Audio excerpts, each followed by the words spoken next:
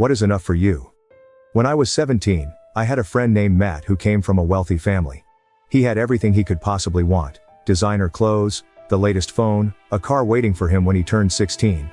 One day, I went over to his house to help him with a project, and when I arrived, I walked in on him having an argument with his dad.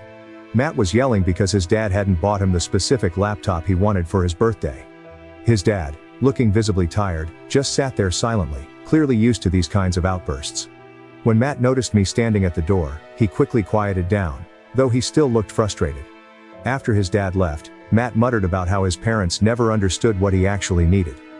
I let him vent for a while, but I couldn't shake the feeling that he was completely out of touch. Finally I interrupted him, saying, "Do you even realize how lucky you are?" He looked at me, a bit surprised, and asked, "What's that supposed to mean?" I decided to share a bit of my own life with him. My parents both worked long hours. My dad at a factory, my mom cleaning houses. They barely made enough to cover rent and groceries for my two siblings and me. We never had fancy clothes or the newest gadgets. In fact, I had to work a part-time job just to help out with some extra cash for the family.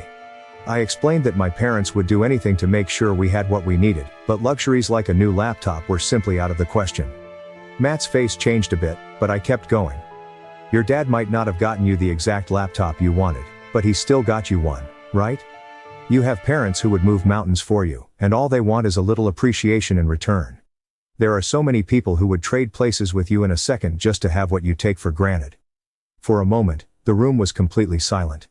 I could tell he was processing what I said, maybe seeing things from a different perspective for the first time. Matt finally nodded, mumbling that he hadn't really thought about it like that before. From that day on, I noticed a slight shift in him. He seemed more appreciative of his parents and a bit less entitled. I don't know if my words really changed him for good, but I like to think they helped him see that not everyone lives the same life he does, and that sometimes, what we see as not enough, is someone else's greatest dream.